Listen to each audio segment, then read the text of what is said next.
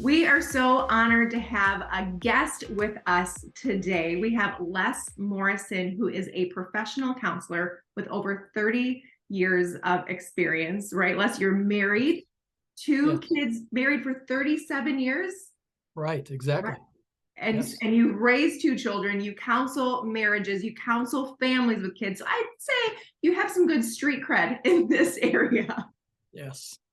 And so we really just wanted to talk to you today about the dynamic of kids and marriages and how couples can still have a thriving marriage even when they have kids. Because, you know, a lot of the couples that we're counseling with seem to say that their marriage was fine and it's all the kids' fault. They were feeling in love, they were great. And then once these little ones came in, they just took over. And that kind Yeah, of brought out all the problems or caused the problem. So, sure. you know, in all of your professional experience, are kids the problem or do they amplify an existing problem? What have you You seen? know, I think it's like as any other problem, there's never one factor, there's multiple. Yes. So to me, it's kind of a little bit like I experienced with the pandemic. When we shut down, if people had any kind of emotional or mental health issues, it exacerbated the issues. It made it Mhm. worse. If Sure. they had marital issues or relational problems, it seemed to make it worse. Mhm. It's kind of like that when a couple have children. It's like the children just make the marriage relationship more complicated. Yeah. And so if they had any issues, known or unknown, exposed or buried, they got exposed and they grow. So Okay. it's not so much the children being the problem as much as all the stressors that come with it and Mm. how the couple handle the stressors. I mean, that's my opinion. It's kind of like when you get married, if I can see my hands here, when you get married, you're husband and wife, and that's your primary relationship. It's your priority relationship. When you have children, it seems it shifts. It shifts from being husband and wife primarily to becoming mother and father primarily. And then the husband wife relationship seems to take more of a secondary or backseat role. And it almost like by default, it happens because especially infants, they need so much from you. I mean, they're dependent on you for life itself. And so much gets, taken up of time, energy, mental and emotional health. All that goes right into pouring into the kids. Right. And so you do shift. It becomes more from being husband and wife to now we're parents, and the parental role becomes the priority. I'm not saying that's right. It's not for the health Right. of the marriage. It just seems to naturally by default happen that way. Yeah. Well, let's go there for a second. Let's Okay. really talk about, you know, how if that's natural, right? If that's kind of instinctual and what happens, how do couples avoid getting into that? I'm putting the child ahead of my spouse. Yeah, part of that is even in what I said, it's almost like an acceptance is the first part, or kind of a first step or an underlying thing that like embrace it. That is just how it is. Yeah. It would be as if you had a major health issue, some kind of disability came on you. Yeah, you're not going to function the way you used to. So you Mm, have to accept what's come your way in order to make the shift and change okay. or make the adaptations. And so really there's almost an acceptance of, yeah, you know what? Your children are going to require a whole lot more from you. Sure. And yeah, you're not going to get as much from your marriage as you used to. You're not going to be able to give as much as you used to. Some people they do turn it into more of a negative than they need to, like we've lost so much, we've given We up hear that a so lot. much where we don't have what we used to have.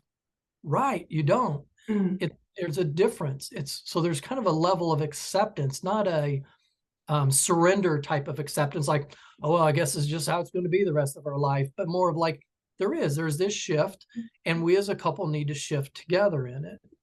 Um, so I think that's key is accepting that that's true. But then it's also like, okay, then how do we find even the littlest ways to keep making each other the priority? We yeah. used to have all this time together. Now we don't. Right. Okay. What are we going to do with the little bit of time we now Mhm. have? What are we going to do with the little bit of leftover energy that we have? So we're not just giving each other leftovers at best, but we're actually like prioritizing the little bit that we do have. We're trying to maximize it.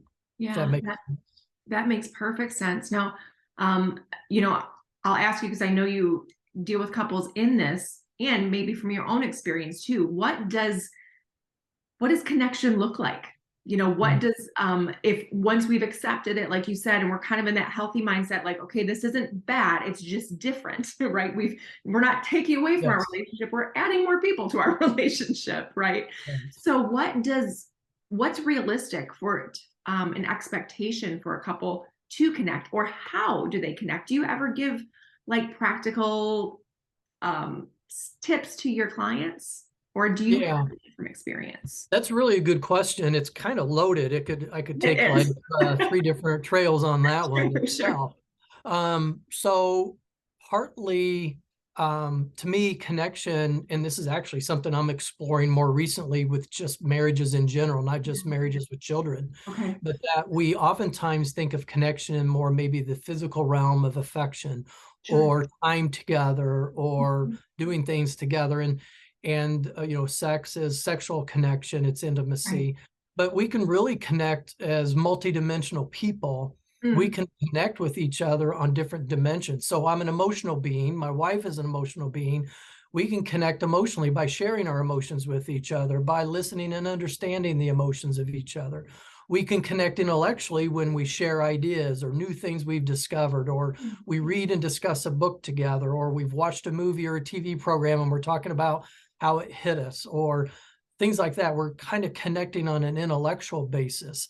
So Okay. there's so much.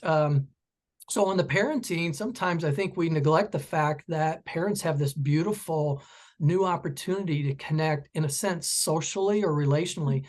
Rhonda and I experience it more fresh with grandchildren. It's like, hey, we're getting to be grandparents together. It's Yeah. almost like some high five moments that we've never had before. And so, especially couples who are new parents, it's like, hey, we are getting to be parents together. We Yeah. are we are partnering in the development of these children. We're partnering in the disciplining of the children. We're partnering in this huge mission of raising Mhm. well-functioning, high-functioning young adults who Right. are going to make a difference in their world. Right. Like, we can connect socially and relationally by in the development of our children. So just kind of maybe that's more of a perspective change, Okay. but I think it's key. Um, yeah, and then I think of connection, like, probably a word you'll probably hear me say a lot in this interview is I believe parenting is about intentionality, Yes. and marriages are about intentionality, right? You guys know Mhm. that in talking with your couples. So, I believe that every couple ought to have at least 15 minutes a day Okay. of just one-on-one, no kids, no TV unless it's something they've mutually agreed to watch, Okay. no cell phones, no other distractions, just 15 minutes a day, just the two of them. Yeah. In that 15 minutes, I think it's important for them to be physically touching, Mhm. the non-sexual touch being fundamental, holding hands, hugging, whatever, cuddling. But there also needs to be some conversation, Yeah. like checking in. I call it a check-in conversation. Just check in with each other with kind of the flavor of how are you doing really? Mhm. Like, I'm your partner here, and of all people on planet Earth, I need you to know that I see you, I get you, I care about you. And if you provide that for me, then even if it's only 15 minutes a day, we're connecting. Okay. And believe me, when I give that assignment to couples, and I give it to all my couples I work with in counseling, some of them don't do it. Well, let me Mhm. back up. Most don't do it. And Wow. then when they start to do it, it's a challenge. But I'm not just saying this because this is the focus of the interview. I find it the most challenging for couples who have preschool age children or younger, Yeah. because they just, even when they have 15 minutes together, they're so exhausted, they're Right. highly alert, or there's a Mhm. lunch to be made, or there's a laundry to do, or there's a diaper to change, or there's something else that could be done in that 15 minutes. Yeah. And there's just so much else competing for that time and attention. And so I think if a young couple could even like high five that they got 15 minutes in, Yeah. but Right. that's good. At Yeah. least you're doing 15 minutes of just devoted to the two of you. Does that hit what you're asking I for? I think that sums it up perfectly. And I love the even when you're talking about the high fives in this new season that you and Rhonda kind of find yourself in, it's reframing it to go, okay, like we're in this together, right? And like this is our new endeavor, if you will. We are on Right, the same team. I kind of get that, just that sense that you're creating a teamwork instead of us versus them or each other. right, I'm soloing this, you're soloing this. We just got to kind of grit through it. I right, love just the teamwork aspect that you're kind of bringing to the mhm, table. Now, right. to take that a step further, because a lot Sure. of the couples that we talk to are in what we call roommate mode, and they've Okay. just lost that romance. Yep. So I guess my question would be, is that 15 minutes of connection, which I think is so vital, does that need to be enough for them in a season, especially when, like you said, there's a lot of littles, there's a lot of toddlers, or is there a way to further prioritize romance in a realistic way? Does that? Yeah. No, that's really good. Again, there's probably, let me give you 6 ways to do that, Yeah, and maybe, right. I know. but no, that's really good. And I think it's, again, couples have to be very intentional about that. Um, yeah, I think if we look at it like they're roommates, to move toward being lovers and having romance, I think a step toward that is really working on the friendship. Yes. Let's make sure we're staying connected. So if you think about any friendship, female to female, male to male, whatever, 15 minutes here and there is not going to really develop much of a friendship, right? So 15 minutes a day might, if anything, maybe it could look like it's, well, we're just doing a little better than roommates. Yeah. For some couples, though, that's all they can do. Sure. But I think obviously if you're going to be deeper friends and therefore a lot more natural and easier to bridge over to being lovers and romantic in your relationship, you've got to invest more time and effort Sure. into the relationship with each other. Sure. I hear different ones recommending different formulas, like, and I think they're all great, and Sure. I'll say them here, and I think they're good. Like, it'd be phenomenal if couples could have some kind of a date night every week where it's just an evening where it's just the two of them. Sure. Okay, I'll circle back to that in a moment. Maybe once a month, it's more than an evening. Maybe it's a day, date, or even if they can pull off an overnighter, Yeah. that would be great if they could do that once a month. That's ideal, right? Yeah. Right. Maybe once a quarter, it's, 2 nights away. It's a long weekend or something like that. The problem with that is I find, especially when both partners are working, it's challenging. And then a lot of them don't have the social support. They don't have grandma and grandpa nearby. They don't have enough friends and family or whatever. Yeah. And let's just admit, like, babysitters are not cheap, especially if No. you have a good quality one. Right. And so even a date night can almost seem impossible to couples where they're like going out to eat and with a tip and then movie, you're out, and babysitter, you're out at least $150. You do that every week. Some couples then don't do it. And then they're like, now they feel like we don't measure up. We're not having a good marriage because we're not even having date night. Wow. And so I think it has to be like, okay, what would date night look like? Let's do a date night a week. But does it have to be dating like we did when we met in college, Right. Right. Or right? before we had kids, right? The Right. expense that we could put into that when we really don't have that right Exactly. now. Yeah. Exactly. I know Rhonda and I, when we met in college, and Friday night was the night that everybody in college went out. Our college Sure. was in a small town, but we were near 3 pretty decent sized cities. Okay. So everybody at college that was dating would hit one of those 3 cities every Friday night. It was kind of what everybody did. It And did. we did that. And then when we got married, we just kept it up. And we referred to Friday night, still do. Friday night's date night. Okay. Now, do we have a date night every Friday night? No, but Okay. most Friday nights we do. Definitely the dates change from Sure. time to time. Sometimes it is, we got the kids to bed and you pop the corn, and we used to run to Blockbuster to get a DVD. You know, Yeah.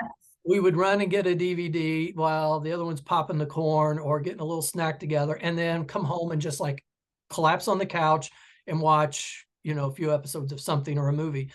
And okay, That's a date. that was Yeah. a date. Yeah. It was a time devoted for just the two of us. And then if we were fortunate and able to afford or have the childcare, we would go out and those, we would try to dress up a little nicer, be more Right. presentable to each other, put our best foot forward, and try to do something more adventurous or fun or mysterious or something new. So, and maybe it was going to the same place we always went because it created a sense of nostalgia and, Sure. some connection of memories together. So, Yeah. yeah, so I think you have to definitely make more effort and Mhm. maybe look at being intentional at making those in a more regular rhythm with Yeah. each. And I like, you hit on something there just about having fun with each other. I've talked to couples, and a lot of times, kind of like you said, they put all this pressure on what date night should be, right? Like it has to be dinner, it has to be movie, it has to be this. But, Chris and I, in seasons that finances were a little bit more lean, we went to a coffee shop and played a game together. And it was Yes, so fun. And we only right, had maybe an hour, but we're like, no, right, we're gonna frame this like this is our date. And right. it was, as long as we were both kind of on the same page with that and like accepting of it, right? This Mhm. is what it's gonna be right now. It was fueling instead of like pulling each other Yes, apart. exactly. Yeah. And You guys probably get it too. I subscribe to and get a lot of emails from different marriage sources, because I want to learn more and be on the cutting edge absolutely. and for my own marriage as well as helping others. And Yeah. it was interesting in 24 hours span of time, I got two almost contradictory emails. One was from a guy who does a marriage program, and he was really hammering, you got to have a date night, got to have a date night. Okay. Your marriage isn't healthy unless you have a date night. Right. And I agree that you got to have a date night. I just said that. Like, it'd be really good if you could have a date night, Right. right? But he was almost making it like a test of the quality of your marriage. Okay. So Okay. then, Okay. like the very next morning, I get an email from Shanti Feldon, who has written a Yes, lot of books on marriage. You guys probably refer to her a lot. I do. I love some of her books. And she wrote that book on highly happy marriages, where she interviewed 350 couples who, independent of each other, indicated high levels of satisfaction in their marriage. And so Yes. she wanted to find out, well, what helped you be satisfied? And one of her chapter headings is highly happy married couples hang out. And she almost like downplays the date night thing. Okay. She said, because these couples did. These highly happy married couples did not most of them did not have a regular date night. They did not keep it religiously, Interesting. but they just hung out. So Hmm. her daughter even asked her one day, she said, Mom, are you and Dad are you guys okay? And Shanti's like, Jeff and I are really happy in our marriage. She's like shocked a little bit by the question. She goes, yeah, we're good. But why do you ask? She goes, well, all of my friends' parents have date nights and you and Dad don't. So Okay. Shanti shared with her some of her research, and then she said, you probably shouldn't know this, but sometimes after you go to bed, your dad and I sneak out into the kitchen and have another piece of dessert together, and we catch up on the day. Or we have coffee almost every morning together before we start out our day. And she Mm. named off about 4 or 5 ways that she and Jeff hang out. Okay. And her daughter was relieved. Her daughter was like, oh, okay, good. You're good. Wow. Wow. And so I think it's not so much having the date night as it is looking for even spontaneous moments of how can we spend a little time together, just you and me? Actually. How can we hang out? I love that. I love that. Yeah, And I think it almost like in my mind keeps the spark alive because you're going, okay, we have to get creative right now. We have to kind of seek out how we can make this happen. right. Les, one thing I want to make sure that we touch on before we let everyone go is the sexual relationship once kids enter the picture. Obviously, Yeah, we know that sex is important, and it's not just having regular sex, but it's really sexual fulfillment for that couple. So we know that men want to be wanted, needed, desired by their wives. Women want to feel cherished and romanced, and all of these things take intentionality, to kind of use a word that you used earlier. um, I guess, how do we accomplish this when we have kids? What is realistic for the sexual relationship, and how do you keep it a priority? Is it still as big of a priority when the kids enter the picture? Again, I think by default mode, it becomes a less and less, not a less and less a priority, but less and less of a focus. Mhm. And then that does create high levels of dissatisfaction for one or both partners, right? And so then they can become resentful of the children, and like we don't have that. So yeah, it's about intentionality. It's part of the rhythm thing. Like I automate Sunday morning, I go to church. I don't have to think about it. I don't even have to put it on my calendar. But going to the dentist for my semi-annual cleaning is Sure. not something I really like doing. And so I've got to put it in my calendar, right? Yeah. There are some things we do that are just kind of like automated. It's second nature. We just do it. We get up, we go to work, you know. Some things like sex, it's just not automated. And so for me, a synonym to prioritizing is calendar. We need to calendar it. If it's not in my calendar, it's probably not going to happen. Okay. If it's in my calendar, it still may not happen, but there's a greater likelihood it will. And Mhm. so I think even it's kind of like looking for whether it's a regular night every week or at the beginning of each week, you talk about, look at the calendar. There When you do go. we have a night where we're kid free?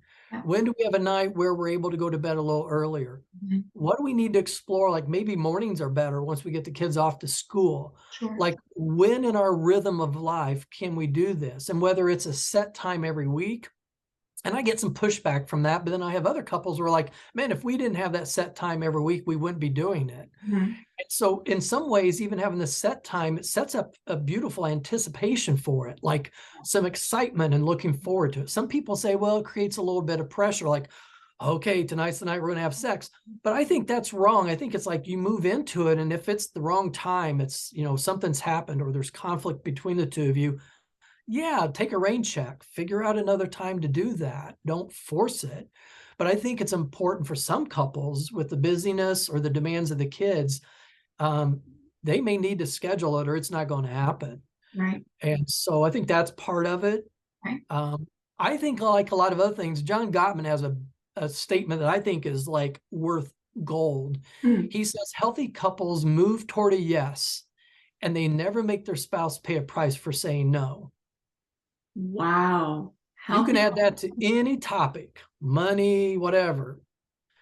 And so even in sex, if a husband moves toward his wife and wants to have sex and Mhm. she's not in the mood or she's stressed, or usually as Shanti Feldman's research shows, it's more psychological, physiological. It's not really about a lack of attraction for her spouse.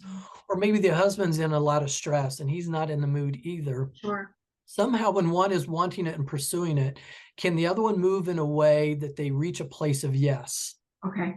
So a Okay. man can move toward his wife and she's not in the mood. Maybe he or she could say, you know what, I don't really want to have sex right now, but you know what, you can fall asleep with me, you holding me in your arms. Mhm. Mhm. Maybe the yes is, can we fall asleep just holding hands? Mhm. Maybe a yes is, not tonight, but you know what, let's prioritize tomorrow night. Okay. Problem is when one says I want it and the other one says no, now the other one that wants it is paying a price for the no. Yeah. That rejection can set in, and I Right, think that's what we right. want to try to not have Right. happen. But then on the opposite end, if the one says no, and then the one who wanted it pouts, uh, Mm.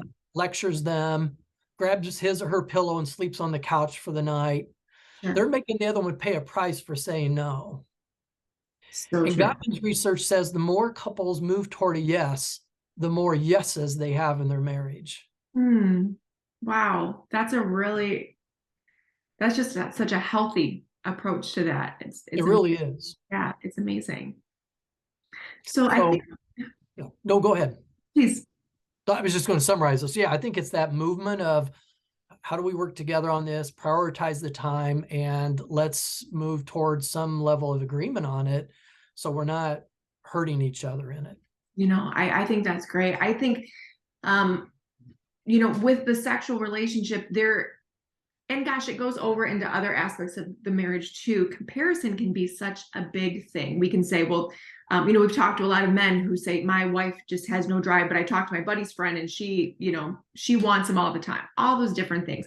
But it goes back to that comparison thing, right? Like we compare Yeah. oftentimes the weaknesses of our own spouse to either like an imaginary person who wants us Right. all the time, loves us, is perfect, does the dishes, Right. all those things, or to the strengths of someone else. Our girlfriend's husband. Gosh, with social media now, like we used to only be able to compare to the people we knew, and now we can compare each other to everyone in the world. So Right. what would your, as we're kind of winding this down, I really wanted to hit on this. What would you say to a spouse who is kind of stuck in that comparing their spouse with someone, or feels like they are chronically being compared? Yeah, I think first of all, it's really dangerous to do that. It's natural for us to do that. I don't know anybody that probably, that doesn't do that in some form or another. But it's dangerous because we start looking at the faults of our spouse rather than the good in them. Yeah. And that it really is a challenge to commitment. I like what Scott Stanley says: commitment is the choice, is making the choice to give up all other choices. Wow. And so it's really like when you compare, you're kind of weakening commitment. Commitment is, hey, you're the only woman for me. Hey, you're the only man for me. There may be some other inviting ones out there, more alluring ones, more I'm attracted to, but you know what? You're it. And so I need to find satisfaction in you, and you need to find satisfaction in me. So that's kind of an overarching thing, is just being committed to not comparing. But it's also a matter of like shifting that into finding the good in your spouse and focusing on that. It's kind of like Leslie Vernick says in her book, Emotionally Destructive Relationships. She says, when we marry somebody, we don't get a partner with all 52 cards in the deck, right? They're not going to have everything we want in a Sure. spouse. So Sure. we have to Yeah. evaluate, like, how important is that card that's missing? How important really is Mhm. that? But Mhm. also, and we need to work with that. If it's a really important card that's missing, how do we work at that deficiency in our relationship? Wow. But more importantly, look at the cards that you do have. And so quickly, she talks about how her husband's not a handyman. And in fact, when he does chores around the house, he makes more problems and destroys more things. Sure. And it frustrates her. And all of her girlfriends talk about their husbands building things, repairing things. We And she's all, yeah. she's like, but her husband can sit and talk to her for 3 to 4 hours at a time. Like, Mhm. he's a great conversationalist. Dialogue, he loves it. They hear each other, they talk to each other. It's great. All of her girlfriends are jealous that she has a husband Right. who sit and talk. And so she says, you know what? I've just learned to Google, YouTube it, write a check, Yeah. and I'll handle the handyman things and maybe even do some of it myself. I have to give up that need for a man to take care of things around the house. And I can willingly give that up because I got a man who loves to sit and talk with me. Absolutely. And so I think it's more about stop looking at where the deficiencies are, where the faults of your spouse are, and look at what's good and beautiful and what you were attracted to begin with, and what's still really good about them. Yeah, really focusing on their strengths and celebrating those, right? Instead of like Right, shaming them for their weakness or right, telling them they should be this or that. right. I think that's a beautiful thing. So Les, I think that's all I have for you today. Is there anything that you would like to just to leave couples with as we're winding down here? Yeah, I just think I heard Chris actually speak a few years ago where he talked about a time where he felt the two of you were not drifting, but he just wasn't feeling the connection. And he got intentional about it. And if I remember correctly, he took you down to Ann Arbor and you went to some places you enjoy going, and he does too. But it wasn't a Lions football game like he would enjoy, right? No. And you had dinner and you enjoyed dinner together. You had conversation together. You held hands together. And it really stood out to me because really what he did and you did and engaged in is what I think is just a basic formula for fundamentals of a relationship. Couples need time together, doing things together. They need to have conversation together, those check-in conversations. How are you doing really? And there needs to be some form of physical affection. And when I heard him say that, I thought, man, he hit on all three. And Oh, he said at the end of the night, both of you talked about how you felt more connected. It was a really special evening. I think couples, we try to make marriage too complicated sometimes, but it's really, if you're doing those basic, simple things, you are creating connection. You'll feel better in your relationship. yeah, that's beautiful. And I know one thing that we've always admired about you and Rhonda, you two just seem to enjoy each other. You Thank just you. seem to enjoy each other. And that is a beautiful thing and a beautiful testament to how much you've invested in your relationship, especially after 37 years. Yeah, thank you. Appreciate Yeah. that. Well, thank you. And thank you for your kind words. And Les, thank you so much for joining us, for adding all of this value to these couples. I know that your Right. investment is going to it's going to return dividends in their marriages. So thank you. Thank you.